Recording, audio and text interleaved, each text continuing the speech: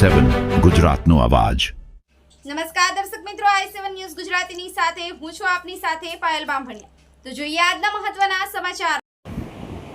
130 દાલોદના ધારાસભ્ય મહેશભાઈ ભુરિયા દ્વારા વિધાનસભાની મુલાકાતે ગયા અને માનનીય મુખ્યમંત્રી ભૂપેન્દ્ર પટેલ અને ફતેપુરા તાલુકાના ધારાસભ્ય અને કૃષિ મંત્રી રમેશભાઈ કટારાની મુલાકાત લઈ વિકાસના કામોની માંગણી કરી।